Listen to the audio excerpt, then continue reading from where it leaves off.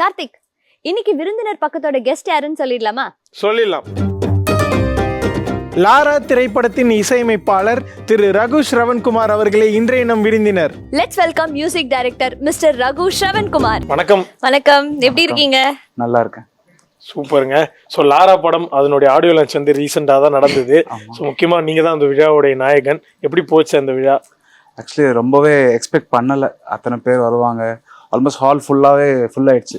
என் family members, ஃப்ரெண்ட்ஸாக இருக்கட்டும், யாருனாலையும் உட்கார முடியல அந்த ஃபங்க்ஷன் ஹாலில். நான் அவ்வளோ பெருசாக கிராண்டாக எங்கள் ப்ரொடியூசர், பிஆர்ஓ எல்லாமே, டேரக்டர்ஸ் எல்லாமே ப்ராப்பராக பிளான் பண்ணி சூப்பராக நடந்துச்சு. ஆடியோ ஃபங்க்ஷன் மாதிரி இல்லை, அது வேற சக்ஸஸ் ஃபங்க்ஷன் மாதிரி இருந்துச்சு. அந்த மாதிரி அந்த லெவலில் பண்ணாங்க ஆக்சுவலி.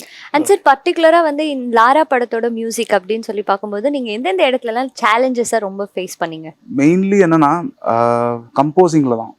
ஆக்சுவலி படத்தில் 4 சாங் இருக்குது. ஸோ 4 சாங்லையுமே நம்ம ஒர்க் பண்ணியிருக்கோம். 2 சாங் மட்டும் எங்களோட ஃப்ரெண்ட் டேவிட்னு சொல்லிட்டு அவர் தான் ப்ரோக்ராமிங் நல்லா பண்ணி கொடுத்தாரு. அல்லா சாங்னு சொல்லிட்டு ஒரு சாங் இருக்குது. அப்புறம் உண்மையில தான் சொல்லிட்டு ஆல்பமில் வரும் அந்த சாங். இந்த 2 சாங் மெலோடி சாங்கும் அம்மன் சாங், அதாவது மெலோடி வந்து சாய் விக்னேஷ் பாடியிருக்காரு, அண்ட் அம்மன் வந்து அனுராதா மேம் பாடியிருக்காங்க. ஸோ அந்த 2 சாங்குமே கிட்டத்தட்ட ஒரு சாங்க்கும் 4 to 5 டியூன் கொடுத்துருந்தேன். டைரக்டர் சாட்டிஸ்ஃபை ஆகலை, ஏன்னா அவருக்கு பிடிச்சிருக்கு, ஆனால் அந்த சுச்சுவேஷனுக்கு அது செட் ஆகலை. இது என்ன பண்ணலாம், எதாவது பண்ண முடியுமா, பெட்டர்மெண்ட் எதாவது பண்ண முடியுமான்னு சொல்லிட்டு பண்ணி அந்த மாதிரி அம்மன் சாங் உருவாச்சு. அதே மாதிரி மெலோடி சாங் கூட எனக்கு என்னன்னா ஹாரிஸ் சார் வந்து எனக்கு பெரிய இன்ஸ்பிரேஷன். ஸோ அவர் மெலோடிஸ்னா அவர் அடிச்சுக்க ஆள் யாருமே இல்லை. ஸோ அவரோட நிறைய மெலோடி சாங்ஸ் கேட்டு அந்த ஸ்டைலில் ஒன்று பண்ணோன்னே டைரக்டர் கொஞ்சம் ஹாப்பி ஆயிட்டாரு. இல்லை, பொதுவாகவே இந்த மாதிரி சொல்லி கேள்விப்பட்டிருப்போம். மியூசிக் டைரக்டர்ஸ் வந்து ஒரு 2-3 டியூன் போட்டோம், டைரக்டர் வந்து இல்லை இன்னும் வேணும்னு சொல்லி கேட்பாருன்னு. நீங்கள் அந்த 3 டியூனுக்கு அப்புறமா அதெல்லாம் மிக்ஸ் பண்ணி ஒரு டியூனாக கொடுப்பீங்களா? இல்லை அவருக்கு தெரியாது, லைட்டாக கொஞ்சம் அங்கங்கே எடுத்து மிக்ஸ் மேட்ச் பண்ணி ஒன்று கொடுக்குறப்போ அது பிடிக்கும், என்ன சரின்ட்டாங்க அப்படின்ற மாதிரி ஏதாவது மூமெண்ட் நடந்திருக்கா? இல்லை, அந்த மாதிரி நடக்கல. பட் என்னன்னா, எனக்கு அவர் நாங்கள் தலன்னு கூப்பிடுவேன், ஹாரிஸ் சார் நான் தலன்னு நான் கூப்பிடுவேன் என் மியூசிக் ஸ்டைலில். ஸோ என்னன்னா, அவர் யூஸ் பண்ணுற டோன்ஸ், இந்த குவாலிட்டி ஆஃப் த டோன் ரொம்ப மேஜராக ப்ளே பண்ணணும். நீங்கள் அவர் மியூசிக் கேட்டிங்க, எந்த பாட்டாக கேட்டாலும், ஒரு ஃபோக் சாங்காக இருக்கட்டும், ஒரு ரேப் சாங்காக இருக்கட்டும், யூஸ் பண்ணுற டோன் இருக்கு இல்லையா, அந்த டோன் நம்ம எப்படியாவது நம்ம படத்தில் கொண்டு வர முடியாதா அன்ற ஐடியாவில் ரொம்ப ஒர்க் பண்ணி நிறைய இந்த படத்தில் யூஸ் பண்ணியிருக்கோம். அண்ட் ஒன் மோர் திங் வந்து பேசும்போது சொன்னீங்க, இந்த சாமி பாட்டு வந்து அனுராதா மேம் பாட வச்சிங்க. எப்படி சார் அவங்கள வந்து சூஸ் பண்ணீங்க? லைக் எதனால ரொம்ப நாள் அவங்கள பாட வைக்கணும்ட்டு ஆசையா, இல்லை அவங்க வாய்ஸ் மேலே இருக்கிற கிரேஸா? ஃபர்ஸ்ட் திங் அவங்க வாய்ஸ் மேலே இருக்க கிரேஸ், மேமோட வாய்ஸ் மேலே இருக்க கிரேஸ். ரெண்டாவது வந்து அந்த பாட்டு கம்போஸ் பண்ணி முடிச்சதுக்கப்புறம் டியூன் கேட்குறப்போ ஒரு பவர் பேக்டு வாய்ஸ் தேவை. ஃபர்ஸ்ட் டேரக்டர்கிட்ட மெயில் வாய்ஸ் போயிடலாம், இல்லை அது ஃபீமேல் தான் வேணும். ஏன்னா படம் வந்து ஒரு இன்வெஸ்டிகேஷன் த்ரில்லர், ரெண்டாவது ஃபீமேல் ஓரியன்டாக தான் இருக்குது, 3 ஹீரோயின்ஸ் இருக்காங்க. ஸோ நம்ம மெயில் போகிறது ஆப்ஷன் இல்லை, ஃபீமேல் போகலாம். ஸோ உடனே நாங்கள் நிறைய ஆப்ஷன்ஸ் இருந்தது எங்களுக்கு. ஆனால் அதில் எனக்கு ஃபஸ்ட்டு மைண்டில் வந்தது, எனக்கு பிடிச்சனால அனுராதா ஸ்ரீராம் செலக்ட் பண்ணல, அந்த பாட்டுக்கு மேமோட வாய்ஸ் தேவைப்படுச்சு, டிமாண்ட் பண்ணிச்சு.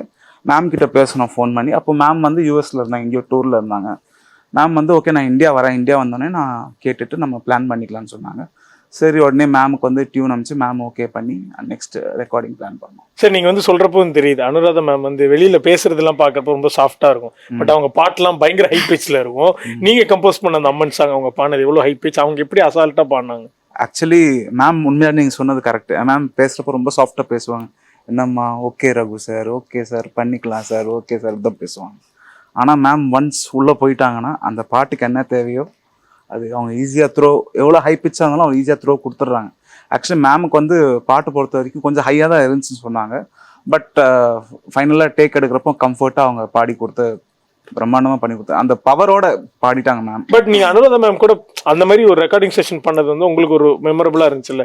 அந்த மாதிரி அப்பார்ட் ஃப்ரம் தட் நீங்கள் இந்த லாரா படத்துக்காக நீங்கள் பண்ணதில் உங்களுக்கு மெமரபுளான ஒரு ரெக்கார்டிங் செஷன் நீங்கள் நினச்சிருப்பீங்க, அங்கே பார்க்குறப்ப அது வியப்பாக இருந்திருக்கும், அந்த மாதிரி தான்? படத்தில் ஒரு இம்பார்ட்டண்ட்டான ஒரு சீக்வன்ஸ் இருக்குது. அந்த சீக்வன்ஸ்க்கு வந்து ஆக்சுவலி ஒரு 4 கோரஸ் அந்த மாதிரி பிளான் பண்ணோம்.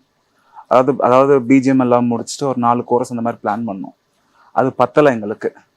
சரின்னு சொல்லிட்டு எங்களுக்கு மார்க்ஸ் மீடியான்னு சொல்லிட்டு ஒரு மியூசிக் ஸ்கூல் இருக்குது, ஆடியோ இன்ஜினியரிங் ஸ்கூல். ஸோ அங்கேருந்து பசங்களை ஒரு 12 பேர் பசங்களை கூப்பிட்டுட்டு அந்த சீனுக்கு தேவையான அந்த வோக்கல்ஸ் வந்து எங்களுக்கு 4 பேரில் கிடைக்கல. ஸோ அந்த பசங்களை கூப்பிட்டுட்டு 12 பேரை ஒரு 6 லேயர் எடுத்தோம். 6 லேயர்னா கிட்டத்தட்ட 72 பேர் பாடின மாதிரி. அந்த அளவுக்கு அந்த சீன், அந்த பவர் பேக் கொடுத்துச்சு. அது எனக்கு பாக்குறப்பவே எனக்கே Goosebumps ஆயிடுச்சு. நானா 12 பேர் அழகா அந்த லேயர்ஸ் எல்லாம் வச்சு பாக்குறப்போ 72 பேர் பாடின ஃபீல் அந்த ஃபீல் கிடைச்சிச்சு.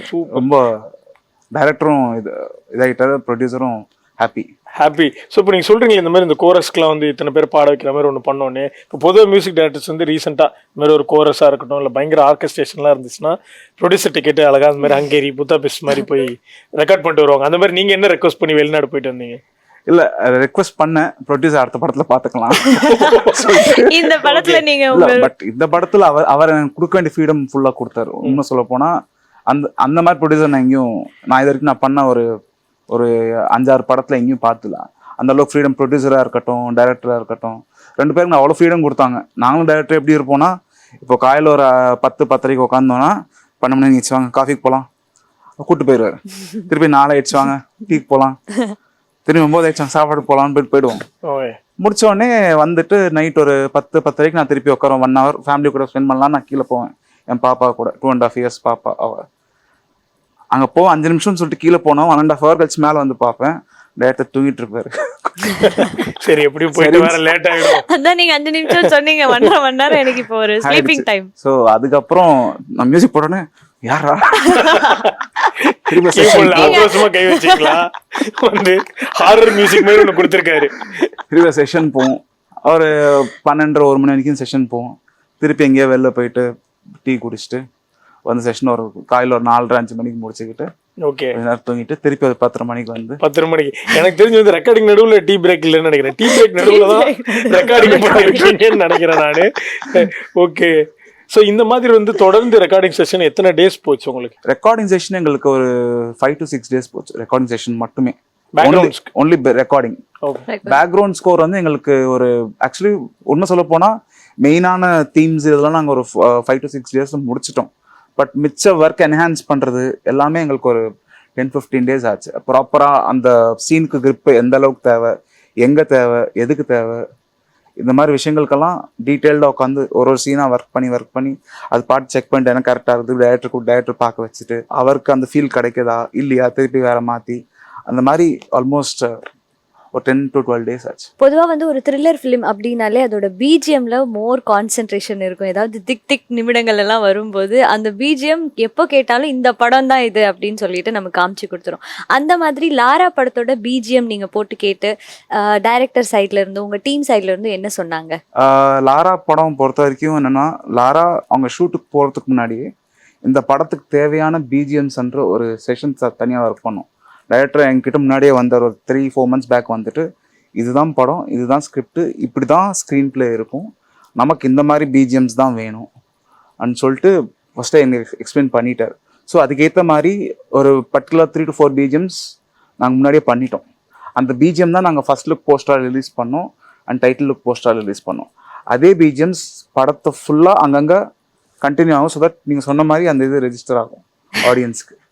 ஸோ அந்த மாதிரி கொஞ்சம் அண்ட் அவுட்புட்டா பாக்கும்போது எல்லாரும் என்ன உங்களுக்கு ஃபீட்பேக் கொடுத்தாங்க? எனக்கு ரொம்ப ஹாப்பியா இருந்துச்சு. ஏன்னா நானா பண்ணனான்றது எனக்கே தெரியல. ஏன்னா இவ்வளவு தன்னடக்கமா சொல்றீங்க. இல்ல சீரியஸாவே நான் உண்மையிலேயே அதுதான் நினைச்சேன். போன படம் ஒரு 3-4 மூவிஸ் பண்ணேன். அந்த படத்துக்கு ஒர்க் பண்றதோட இந்த படத்துக்கு என்னமோ தெரியல, எனக்கே ஒரு செல்ஃப் கான்ஃபிடன்ஸ்ன்றது தானா வந்துருச்சு. ஏன்னா டயத்துக்கு உங்களை டைரக்டர் வந்து டீ குடிக்க கூட்டு போயிருக்காரு. அதான் அதுல ஒரு பெரிய சீக்ரெட் ஆக்சுவலி. ஸோ இனிமே இவர் யாராவது நீங்க வந்து புக் பண்றீங்க படத்துக்குன்னா டயத்துக்கு டீ மட்டும் வாங்கி கொடுத்துருங்க, பிஜிஎம் பக்காவா போட்டுருவாரு. ஓகே. பட் இன்னொரு பக்கம் வந்து நாங்க வந்து டைரக்டர் அண்ட் ப்ரொடியூசர் லீடா நடிச்சாங்களா, அவங்களுக்கு எல்லாருக்கும் நாங்கள் வந்து பயங்கர பழக்கம். எங்கள் ஷோவில் வந்து பேசியிருக்காங்க, நிறைய எக்ஸ்பீரியன்ஸ் ஷேர் பண்ணியிருக்காங்க. நீங்கள் சொல்லும்போது எங்களால் வந்து கனெக்ட் பண்ணிக்க முடியுது. பட் என்னதான் இந்த மாதிரி ஜாலியாக இருந்தாலுமே ஒர்க்குன்னு வரப்போ சீரியஸ் ஆகிடுவாங்கல்ல, அந்த மாதிரி ஒரு மூமெண்ட் ஏதாவது இருந்திருக்கா? நீங்கள் என்னதான் ஜாலியாக இருந்தாலும் ஒரு செஷன் உட்கார்றப்ப இது வந்து பயங்கர கான்சன்ட்ரேட்டடாக நம்ம பண்ணோம் அப்படின்ற மாதிரி எனி பர்டிகுலர் செஷன்? ஆக்சுவலி எந்த செஷனுமே எங்களுக்கு சீரியஸாகவே போகல. அந்த மாதிரி சீரியஸாக ஒர்க் விஷயத்தில் நான் சொல்ல மாட்டேன். பட் நீ தான் மியூசிக் டைரக்டர், நான் தான் டைரக்டர், நான் தான் ப்ரொடியூசர், நான் சொல்றதா நீ கேட்கணும், நீ சொல்றதா நான் கேட்கணுன்ற மாதிரி இல்லை. வாயா போய் அது பார்க்கலாம், அது பண்ணலாமா, இது பண்ணலாமா, அப்படிதான் போகும். ரொம்ப ஜோவியலா ஒரு ஹோம்லி அட்மாஸ்பியர் எப்படி இருக்குமோ அந்த மாதிரி இருக்கும். ரெக்கார்டிங் அட்மாஸ்பியர்ன்றதே இருக்காது. ஒன்லி ரெக்கார்டிங் செஷன்ஸ் நடக்கிறப்போ, அதாவது அனுராதா மேம், சாய் விக்னேஷ், கோரஸ் இதெல்லாம் பாடும், அந்த இடத்துல கொஞ்சம் சீரியஸ் ஆக்க வேண்டிய நிலைமை வருது. ஏன்னா அவங்க இல்லைன்னா அவங்களும் எங்களை மாதிரி ஜோதியா எடுத்துக்கிட்டாங்கன்னா சரியா பாடலனா அவங்கள வாயா போயான்ட்டு கிளம்பிட்டாங்கன்னா என்ன பண்றது அப்படின்னு. ஓகே, செஷன் ஃபுல்லாவே ரொம்ப ஃபன் அண்ட் ஜாலியாக தான் போச்சு. ஸோ நாங்கள் வந்து ஒரு விஷயம் கேள்விப்பட்டோம். ஆக்சுவலாக எங்கள் ப்ரொடியூசர் வந்தப்போ சொன்னார், டேரக்டர் சொன்னாங்க, இந்த மாதிரி ஆக்ட்ரஸ்லாம் வந்து ரிஹர்சல் கொடுக்கறதுக்காக ஒரு வீடு புக் பண்ணி வீட்டில் எல்லாரையும் லாக் பண்ணி மார்னிங் டு நைட் வரைக்கும் ரிஹர்சல் கொடுத்தோன்னு. அந்த மாதிரி உங்களுக்கு ஒரு மாதம் லாக் பண்ணாங்களாம். அந்த கடுப்பில் நீங்கள் வந்து ஒரு 4 பாட்டுக்கு 12 டியூனுக்கு மேலே போட்டு கொடுத்து அவங்கள நீங்கள் திரும்ப ரிவெஞ்ச் எடுத்தீங்களா? அது என்ன கதை அது? ஒரு மாசம்னு சொல்ல முடியாது எக்ஸாக்டா, பட் அதுக்கும் மேல இல்ல, கொஞ்சம் கம்மி தான். பட் என்னன்னா அவங்களுக்கு என்னதான் லாக் பண்ணாலும் உள்ள இருக்க அட்மாஸ்பியர், நான் சொன்னேன் இல்லையா, ஒரு ஹோம்லி அட்மாஸ்பியர். ஓ அப்படியா, போறதே தெரியல, டைம் போறது தெரியாது. பேசிட்டு இருப்போம், திடீர்னு மியூசிக் செஷன்ஸ்ல உட்காருவோம், ஏதோ ஒன்று பண்ணிட்டு இருப்போம். அந்த மாதிரி விஷயங்கள் எதுவும் நடக்கலைங்க ரெக்கார்டிங் பொறுத்த வரைக்கும். அதுக்கப்புறம் யோசிச்சு ஃபீஸை பிடிங்கி விட்டுருக்காரு, இதுக்கு மேல நீங்க கிளம்புனாதான் கரண்ட் வரும் அப்படின்ற மாதிரி அவர் வந்து ஒரு பிளான் பண்ணியிருக்காரு. ஆனா ஒரு சின்ன விஷயம் நடந்திருக்கு. அதாவது எங்க ஸ்டுடியோ வந்து என்னோட ஓன் ஸ்டுடியோ இருக்கு முகப்பேரில். அங்கேயே நாங்கள் டப்பிங், சவுண்ட் எஃபெக்ட்ஸ் எல்லாமே டீம் இருக்காங்க. ஸோ என்னென்னா ஸ்பெசிஃபிக்காக இந்த மார்க்ஸ் மீடியான்னு சொல்லியிருந்தேன், அந்த ஸ்கூல்லேருந்து ஜென்ரலி டப்பிங், சவுண்ட் எஃபெக்ட்ஸ், ஃபால் இதெல்லாம் வரப்போ நாங்கள் அங்கேருந்து we ask students to come and do the work. அதாவது டப்பிங் பண்ணோம், டப்பிங் ரெக்கார்ட் பண்ணுறது, இல்லைனா சவுண்ட் எஃபெக்ட்ஸ் பண்ணுறது. ஃபஸ்ட்டு டே டப்பிங் பண்ணுறப்போ டைம் ஃபிக்ஸ் பண்ணிட்டோம், 10 o'clock டப்பிங் ஆரம்பிக்கிறோம் அப்படின்னு சொல்லிட்டு. ஸோ எல்லா ஆர்டிஸ்ட் எல்லாம் வந்துட்டாங்க. மெயின் ஹீரோ அசோக் சாரும் வந்துட்டார், அவர் தான் ஹீரோ ஆஃப் த மூவி, அவரும் வந்துட்டாரு. பார்த்தா இன்ஜினியர் காணோம். எல்லாருமே வந்துட்டீங்க, எங்கடா டிரைவரை காணோம் அப்படின்னு. யாரோ ஒருத்தங்க இல்ல, ஹீரோ இல்ல அப்படின்னு நினைச்சா கடைசியில் இன்ஜினியர் காணோம். 10 மணி 10:30 மணி வரைக்கும் வெயிட் பண்ணாங்க. இனிமேல் லேட் ஆயிடுச்சு சொல்லிட்டு அன்னைக்கு ஃபுல் டே நான் தான் உட்காந்து டப்பிங்கும் நானே பண்றேன். எல்லாமே ஸ்டுடியோவும் எந்த ஒர்க் பண்ண ஒரு ஹாஃப் டே பண்ணிட்டேன்.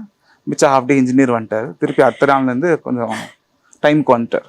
எனக்கு வந்து டக்குன்னு அந்த ஃப்ரெண்ட்ஸ் படத்தோட காமெடி ஞாபகம் வருது. உங்களை வச்சு வேலை வாங்குறதுக்கு நானே தேய்ச்சிட்டு போயிட வேண்டாம் அப்படின்ற மாதிரி வடிவேல் இருப்பார்ல, அந்த மாதிரி. ஆனா எல்லாமே டெடிகேட்டட் ஸ்டூடெண்ட்ஸ், எல்லாருமே டைமுக்கு வருவான். அன்னைக்கு என்னமோ தெரியல. ஓகே, அது ஹேப்பன்ஸ், அது நடக்கும். இல்ல நடக்கிறது தான் சாதாரணமான லைஃப்ல. பட் எடுத்து பெஸ்ட். பிரவீனா இருக்கட்டும், பென்னியா இருக்கட்டும், அப்புறம் ஃபாலிலையும் அதே பசங்க தான் ஒர்க் பண்ணாங்க. பென்னின்னு சொல்லிட்டு, பூபாலன், ஃபுல்லா ஒரு டெடிகேட்டட் டீம், பயங்கரமா. எங்க ஓகே, பட் என்னதான் லாக் பண்ணாலும் ஜாலியா இருக்கும் நீங்க சொன்னீங்கல்ல. அப்புறம் இந்த 12 டியூனுக்கு மேல போட்டு குத்தீங்க, இதுக்கு மேல நீ என்கிட்ட டியூன் கேப்பியா அப்படின்ற மாதிரி ஒரு மைண்ட் செட். சில டியூன்ஸ் அவருக்கும் சாட்டிஸ்ஃபேக்ஷன், டைரக்டருக்கும் சாட்டிஸ்ஃபைடு இல்லை. சில டியூன்ஸ் எனக்கும் சாட்டிஸ்ஃபைடு இல்லை. எனக்கு சாட்டிஸ்ஃபை இருக்க டியூன் அவருக்கு சாட்டிஸ்ஃபேக்ஷன் ஆக மாட்டேங்குது. அவருக்கு சாட்டிஸ்ஃபேக்ஷன் ஆகுது, எனக்கு சாட்டிஸ்ஃபேக்ஷன். 2 பேருக்கு சாட்டிஸ்ஃபேக்ஷன், ப்ரொடியூசர் சாட்டிஸ்ஃபேக்ஷன். ஓகே, இவ்வளவு விஷயம். கடைசியில எத்தனை நாள் கழிச்சு உங்க 2 பேருக்கும் அந்த வேவ்லென்த் செட் ஆகி காம்ப்ரமைஸ் ஆனீங்க? ஒரு 2 to 3 daysல மிஸ் ஆகல. நான் மேக்ஸிமம் ஒரு டியூன் சொல்ல போனா ஒரு 2 to 3 hours ஒரு டியூன் ஈஸியா பில்ட் பண்ணிட முடியும். பட் அதுக்கு மேல அதுல இருக்கிற பேக்ரவுண்ட் எலிமெண்ட்ஸ் எல்லாமே இட் டேக்ஸ் டைம். ஜென்ரலா ப்ரோக்ராமிங்னு சொல்லுவாங்க, அது ஜென்ரலா டைம் எடுக்கும். பட் மெயின் டியூன்ன்றது அதுதான் நம்ம மெயின் ஃபோக்கஸ் இல்லையா படத்துக்கு. அந்த சுச்சுவேஷன் நம்ம என்ன தேவைன்றது அதுதான் ஃபோக்கஸ்னால கொஞ்சம் டைம் எடுத்துச்சு. பட் எனக்கு அது ஐ டென்ட் ஃபீல் எனிவே இரிட்டேட்டடாகவும் ஃபீல் பண்ணல, ஹெசிஸ்டண்டாகவும் இல்லை. ஜாலியாக போச்சுனாலும் ஒன்றும் தெரியல. அண்ட் உங்க சாங்கோட லிரிசிஸ்ட் பத்தி சொல்லுங்க. ஆக்சுவலி ஃபர்ஸ்ட் சொல்ல போனால் கிட்டத்தட்ட 4-5 பேர் ஆப்ஷன் வச்சுருந்தோம். எல்லாருக்கும் ட்ரை பண்ணோம். நிறைய பேர் அந்த இதுக்கு தே குடன்ட் ஒர்க் பண்ணால், அதாவது அவங்க டைம் கன்ஸ்டன்ட்னால. ஸோ எங்களுக்கு வந்து முத்தமிழ் சார், இந்த டேரக்டரோட ஃப்ரெண்டுக்கு கொஞ்சம் க்ளோஸ். ஸோ அவர்கிட்ட பேசிட்டு, சார் இதுதான் பாட்டு, இதுதான் சுச்சுவேஷன் சொன்னா அவர் டேரக்டர் ஸ்டுடியோக்கு வந்தார். விஷுவலோட பார்த்தா தான் எனக்கு அந்த பாட்டு எழுத முடியும். ஏன்னா எங்கள் சுச்சுவேஷன் அந்த மாதிரி இருந்துச்சு படத்தில். அம்மன் சாங்காக இருக்கட்டும், லவ் சாங்காக இருக்கட்டும். ஸோ அவர் வந்து ஸ்டுடியோ வந்து பார்த்துட்டு ஓகே இதுதான் சொல்லிட்டு அவர் 2 to 3 daysல 2 லிரிக்ஸுமே கொடுத்துட்டாரு. And every one like it. Actually first கேட்டோடனே இந்த சீனுக்கு கரெக்டாக இருக்குது, நமக்கு தேவை இதுதான், எவ்வளோ தேவையோ அவ்வளோ அந்த அளவுக்கு அவர் கொடுத்துருக்காரு. வார்த்தைகளாக இருக்கட்டும், அதோட மீனிங் எல்லாமே. ஸோ நீங்கள் பேசும்போது சொன்னீங்க, இந்த படத்தினுடைய ஷூட்டிங் போடுறப்பே வந்து என்கிட்ட தீ மியூசிக்லாம் கொஞ்சம் எல்லாம் வந்து அலாட் பண்ணி வாங்கிட்டு போயிட்டாங்கன்னு சொல்லி. பட் அவங்க வந்து ஒரு மைண்ட் செட் வச்சிருப்பாரு, இந்த மாதிரி சீன் எடுக்க போகிறோம், இதுக்கு இப்படி ஒரு மியூசிக் தேவைன்னு. நீங்கள் என்ன இமேஜின் பண்ணி கொடுத்தீங்க? ஏன்னா அது பயங்கரமாக பிடிச்சி போய் இந்த தீம்லாம் எடுத்துகிட்டு போயிருக்காங்க. ஸோ நீங்கள் என்ன விஷுவலைஸ் பண்ணி பார்த்துக்கிட்டீங்க? நான் கொடுத்த தீம் வச்சு பார்த்தா இது பயங்கரமாக இருக்கும் போல். இவங்க என்ன சொல்கிறது, விக்ரம் வேதா லெவலில் இருக்கும். ஏன்னா சொல்லப்போனால் எனக்கு அந்தளவுக்கு சாட்டிஸ்ஃபேக்ஷன் தீம்ஸ் மேலே, நான் பண்ண தீம்ஸ் மேலே. ஸோ மேபி அந்த அளவுக்கு இருக்கும் போல் சொல்லிட்டு எடுத்துகிட்டு போனாங்க. எடுத்துகிட்டு போய் விஷுவலோட வந்தாங்க. வா வேற அதோட டபுள் மடங்கு இருக்குன்ற ஒரு சாட்டிஸ்ஃபேக்ஷன். அந்த சீனுக்கு என்ன தேவையோ அது கரெக்டாக அதுக்கு அந்த தீமுக்கு அது மேட்ச் ஆகிற மாதிரி இருந்துச்சு எல்லாமே. ஸோ ஈவன் தீம்ஸில் கூட நாங்கள் கோரஸ் எல்லாமே ஒர்க் பண்ணோம். அண்ட் ஃபஸ்ட்டு போட்ட அந்த ஃபஸ்ட் லுக் தீமில் வந்து நானே கிட்டத்தட்ட ஒரு 22 ட்ராக் நானே கோரஸாகவே பாடி பண்ணது அந்த ஒரு தீமுக்கு மட்டும். பிகாஸ் அந்த டைமில் தான் ஃபஸ்ட் லுக் ரிலீஸ் பண்ணோம். அதாவது ஷூட் முடிச்சுட்டு அண்ட் ஃபஸ்ட் லுக் ரிலீஸ் பண்ணணும். ஆனால் இனிமேல் தான் நம்ம ஃப்ரண்ட்டுக்கு வரணும், ஆடியன்ஸுக்கு போகணும், ரீச் ஆகணும்னு சொல்கிறதுக்காக ஃபர்ஸ்ட் லுக்கில் ஐ மை செல்ஃப் சாங் ஒரு கிட்டத்தட்ட 22 ட்ராக்ஸ் நானே டிஃப்ரெண்டான வாய்ஸஸில் பண்ணி தீமுக்காகவே. சூப்பர். பட் அது எங்களுக்காக ஏதாவது பாடி காட்ட முடியுமா? தீம் பாடுறதே இல்ல வேற ஏதாவது இந்த படத்துல நீங்க பாடி சம்திங் லைக் உங்களுக்கு பிடிச்சது பாட்டி இருக்கீங்களா? காதல் தீராத நேரங்கள் தேடி வார்த்தை வாசங்கள் பூ பூக்குதே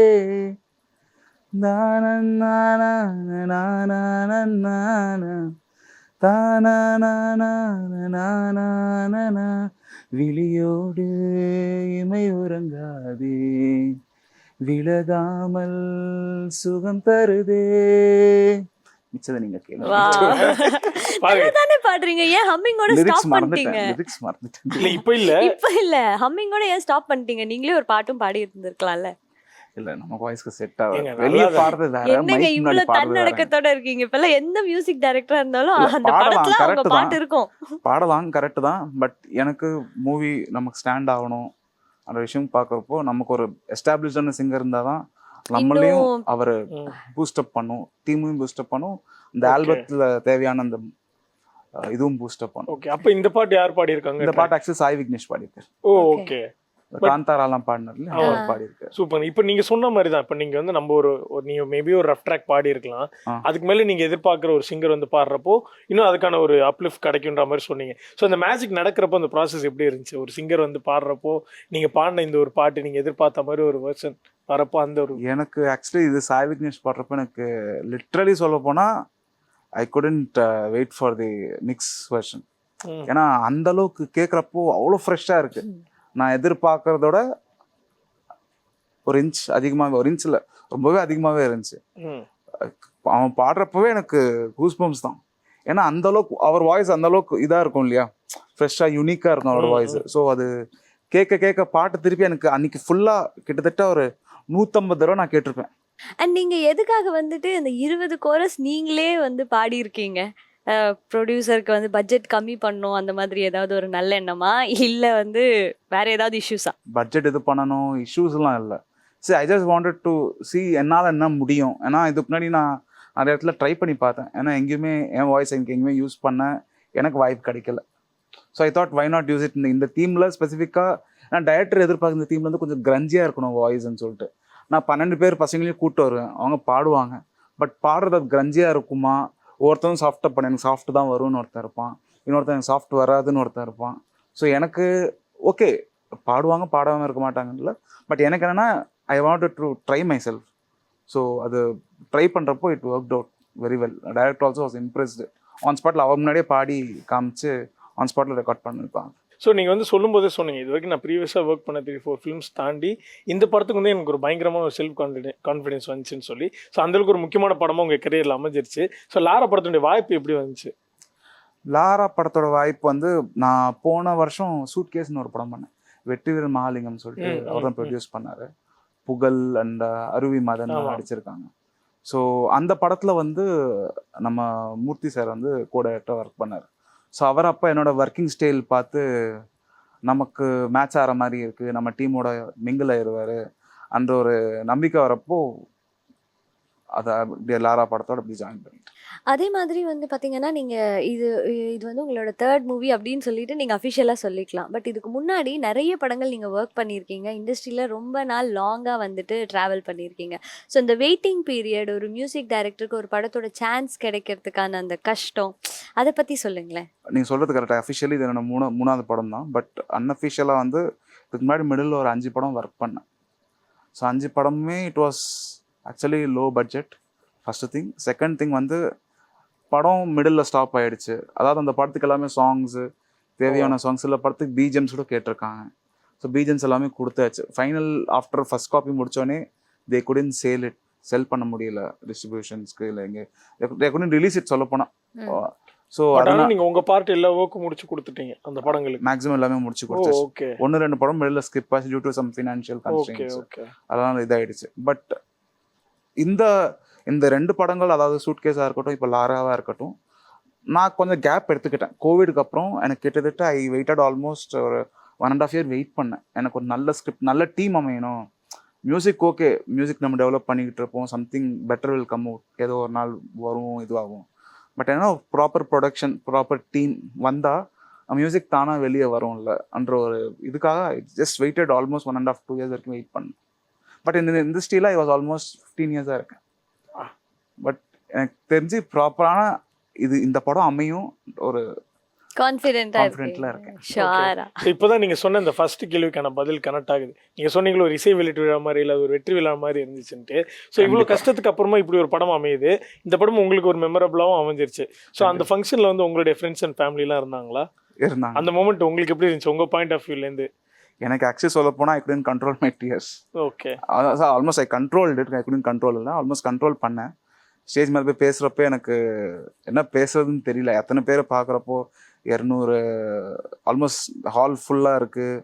என் பிரதர் வந்திருக்காரு பெங்களூர்லேருந்து, என் ஒய்ஃபாக இருக்கட்டும், அப்பா அம்மா பாப்பா, என் சித்தப்பா சித்தி, அவங்க அதே வேறு சென்னையில் தான் இருந்தாங்க. ஸோ அவங்களாம் வந்து தே ஃபெல்ட் ஸோ ஹாப்பி. அதாவது இவ்வளோ கஷ்டப்பட்டிருக்க, அதோட பலன் உனக்கு இன்னைக்கு கிடச்சிருக்குன்னா you must thank your first your producers, your directors, team.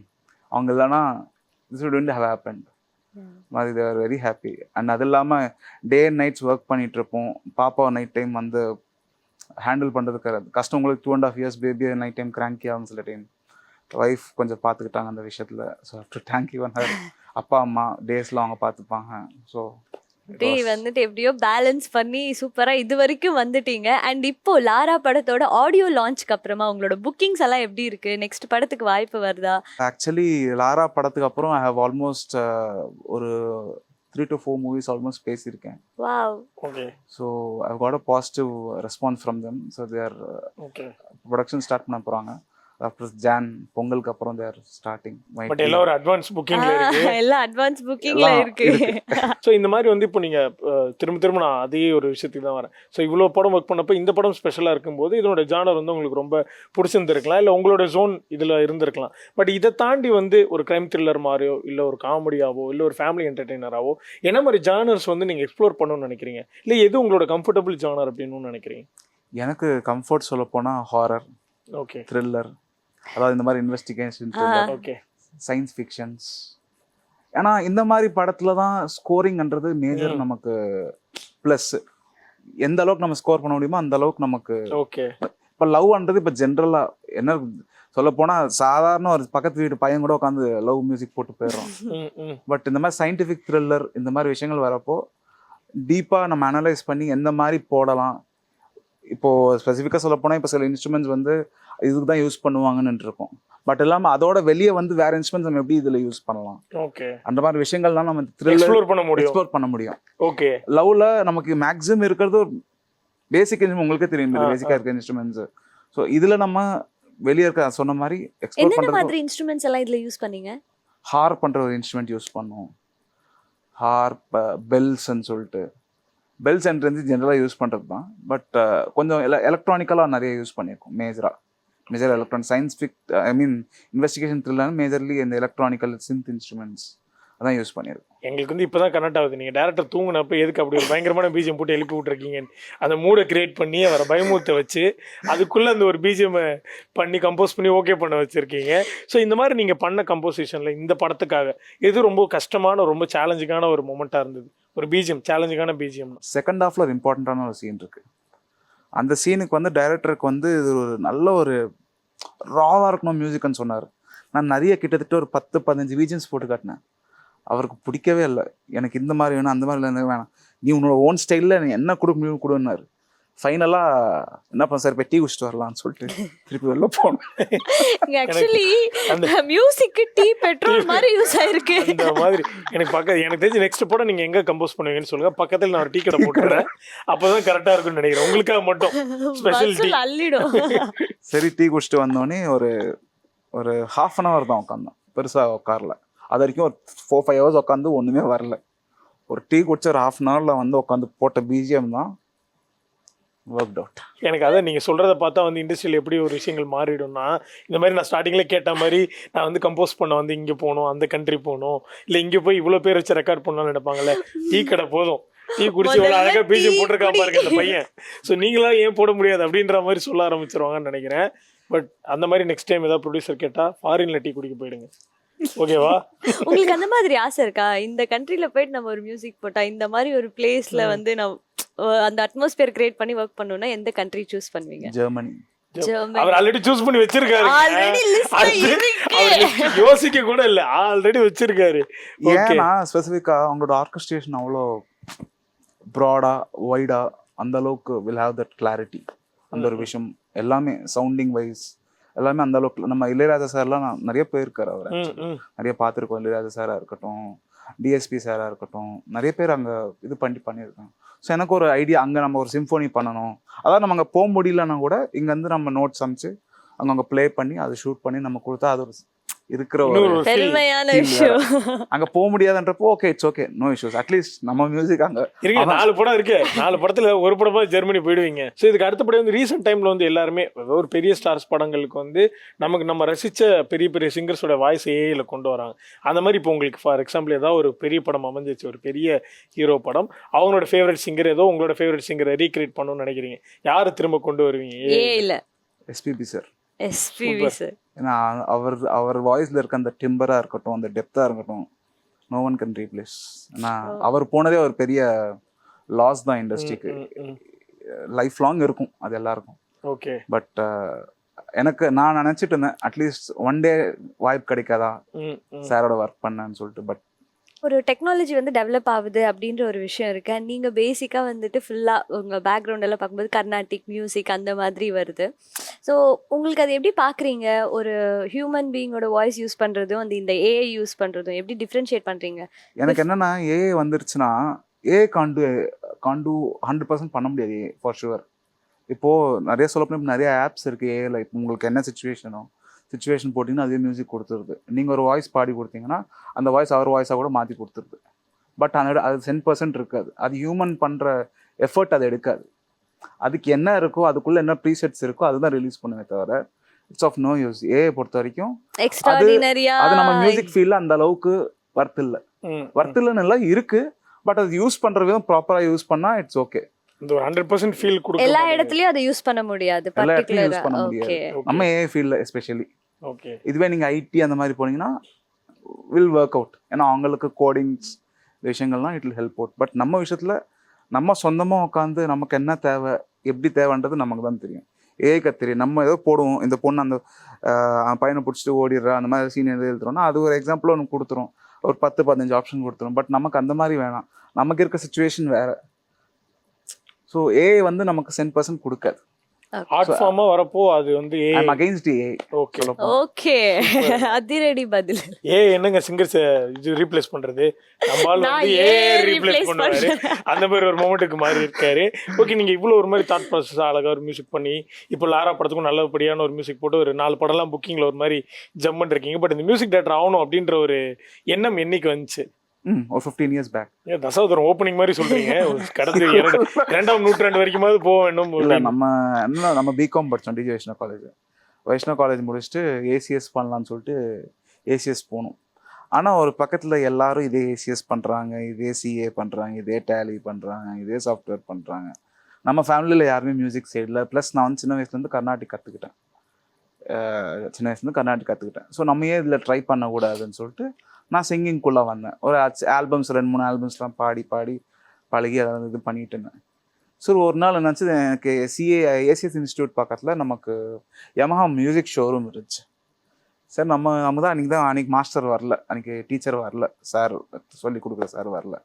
Sir டைரெக்டாக யமஹா மியூசிக் ஷோரூம்குள்ளே போயிட்டு இது என்னன்னு கேட்டேன். எனக்கு அப்போ அந்த அளவுக்கு நாலேஜ் இல்லை. சவுண்ட் கார்டுன்னா என்ன, மைக் என்னென்ன மைக்ஸ் இருக்குது, இத்தனை மைக் இருக்கா, எவ்வளோ காஸ்ட்லி மைக்ஸ் இருக்கா நமக்கு தெரியாது. இந்த மைக் எது யூஸ் பண்ண அதெல்லாம் வந்து தெரியும். அங்கே உள்ள போய் இது என்னன்னு கேட்டால் அவன் சவுண்ட் கார்டுன்னு சொன்னான். எதுக்கு யூஸ் பண்ணுவீங்க கேட்டால் அவன் சிரிக்கிறான். உனக்கு வேலை இருக்கா இல்லையா, வாங்க போறியா இல்லையா, எல்லாம் வெளியே கிளம்பு. இல்லை சார் எனக்கு மியூசிக்கில் இன்ட்ரெஸ்ட் இருக்கு, பட் இது என்னன்னு தெரிஞ்சுக்கணும். அவர் ஒரு 1/2 hour உட்காந்து அவரோட லெக்சர் எடுத்தார். இதுதான் சவுண்ட் கார்டு, இது மூணுமா தான் நமக்கு சவுண்ட் ப்ரொடியூஸ் ஆகும் சிஸ்டம்குள்ளே. சொன்னோடனே ஓகே சம்திங் இன்ட்ரெஸ்டிங்காக இருக்கேன்னு சொல்லிட்டு நான் வீட்டுக்கு வந்துட்டேன். நெக்ஸ்ட் டே எங்கள் அப்பா கிட்ட பேசினா நான் இந்த மாதிரி மியூசிஷியன் ஆகலான் இருக்கேன். எங்கள் அப்பா பார்க்குறாரு, என்ன கதை விடுறியா? இல்லை சீரியஸாக நான் ஆகணும்னு இருக்கேன், நம்ம டிஃப்ரெண்ட் ட்ரை பண்ணலாம். இல்லை ரொம்ப கஷ்டம், இல்லை சர்வை பண்ண முடியாது, நிறைய காம்படிஷன்ஸ் இருக்குது, நிறைய பேர் தேல் டாக் சம் நான்சென்ஸ்லாம் பேசுவாங்க, அதெல்லாம் பேர் பண்ணணும், ஃபேமிலிக்கு எதாவது பேர் இதாயிரும் அது இதாயிரும்னு சொன்னாங்க. இல்லை எனக்கு டைம் கொடுங்க, ஒரு எனக்கு ஒரு 1.5 year டைம் கொடுங்க. If not I will come back to wherever it is, உங்கள் பிஸ்னஸ்குள்ளேயே நான் ஐ வில் கம் இன்வால்வ்னு சொல்லிட்டேன். சரின்னு சொல்லிட்டு பார்த்தாரு. 1 year பார்த்தாரு, 2 years பார்த்தாரு, 3 years பார்த்தாரு. வேலைக்காலம் என் பிஸ்னஸ்குள்ளே வந்துருந்தார். இல்லை எனக்கு இன்னும் கொஞ்சம் டைம் தேவை, இப்போ தான் கான்டாக்ட் பில்ட் பண்ணிகிட்ருக்கேன் அப்படின்னு சொல்லி நிதானமாக 2015 ஜூலியம் 4 பேர் பண்ணுறது அதாவது ஃபஸ்ட்டு படம். அதுக்கு முன்னாடி கிட்டத்தட்ட ஒரு 150 to 200 ஷார்ட் ஃபிலிம்ஸ்க்கு மியூசிக் பண்ணேன். ஸோ ஜூலியம் 4 பேர்ன்றது என்னோட ஃபஸ்ட்டு படம், டைரக்டர் பை சதீஷ் ஆர்வின்னு சொல்லிட்டு. அதுக்கப்புறம் மிடில் நடந்த நிறைய படங்கள் நடந்துச்சு. அண்ட் போன வருஷம் வந்து சூட்கேஸ் என்ற படம் வெற்றி வீர மாலிங்கம் டைரக்ட் பண்ண படம். அண்ட் இது இப்போ லாரா. அகைன் அந்த ஷோரூம் போனீங்களா, யமஹா மியூசிக் ஷோரூம்? இல்லை அந்த ஆள் அங்கே இல்லை. நான் அந்த என்கொயர் பண்ணேன் சார் இருக்காரான்னு சொல்லிட்டு. I want to thank him. நீதான் எனக்கு கோடு போட்டு கொடுத்துருக்க. எக்ஸாக்ட்லி அது ட்ரை பண்ண, பட் அவர் அங்கே இல்லை. அந்த திங் ஷிஃப்டட் டு ஏதோ பிரான்ச் ஷிஃப்ட் ஆயிட்டாங்கன்னு சொன்னாங்க. பட் ஓகே ஃபைன், வேற ஒரு தேங்க்யூ சார். பட் தேடி போய் ரிவெஞ்ச் எடுக்க வேண்டியதானே. நீங்க அன்னைக்கு என்ன வெளில போக சொன்னீங்க, இன்னைக்கு என்ன சவுண்ட் கார்டு மொத்த இன்ஸ்ட்ருமெண்ட்டையும் வாங்குறேன் அப்படின்னு போனீங்களா உள்ள? அந்த மாதிரி ஏதாவது போக வாய்ப்புகள் இருக்கா தேடி? இல்லை அவர் இப்போ ஆக்சுவலி இங்கே இல்லை, சென்னையில் இல்லை. சென்னையில் இல்லை, அவர் அவுட் ஆஃப் சென்னை. எனக்கு தெரிஞ்சு கண்டிப்பா இன்னைக்கு ஒரு நாள் மீட் பண்ணுவீங்கன்னு நினைக்கிறேன். ஹோப். ஏதாவது ஒரு கம்போசிஷன் போறப்போ எங்கே தான் வாங்க வேண்டியது வரும், அங்க போனா அவர் அங்க எடுத்து கொடுப்பாரு. கண்டிப்பா அன்னைக்கு மேபி இந்த ஷோ பாக்குறப்ப கூட அவர் யோசிக்கலாம், மேபி இருக்கலாம். அன்னைக்கு அழகா வந்து நம்ம சொன்னதுனால இந்த பையன் பயங்கர ஒரு தாக்கம் ஏற்பட்டு மியூசிக் டைரக்டரா வந்துட்டானே அப்படின்னு சொல்லி. சூப்பருங்க, ரொம்ப சந்தோஷமா இருக்கு உங்களுடைய ஜேர்னி பத்தி நீங்க ஷேர் பண்ணிக்கிட்டதுல. அதுவும் வந்து லாரா படத்தை பத்தி பேசப்பெல்லாம் பயங்கரமா ஒரு மாதிரி ரொம்ப சந்தோஷமான விஷயங்கள் கான்ஃபிடன்ஸ் எங்களால பார்க்க முடியுது. எஸ்ங்க, சீரியஸ்லி. ஸோ லாரா படமும் வெற்றி அடையணும், உங்களுடைய அடுத்தடுத்த அட்வான்ஸ் புக்கிங்ல இருக்கிற 4-5 படங்களும் வெற்றி அடையணும்னு சொல்லிட்டு இங்க ஜெயா டிவி டீம் சார்பாக வாழ்த்துக்கள் தெரிவிச்சுக்கிறோம். Thank you so much for coming. Thank you so much.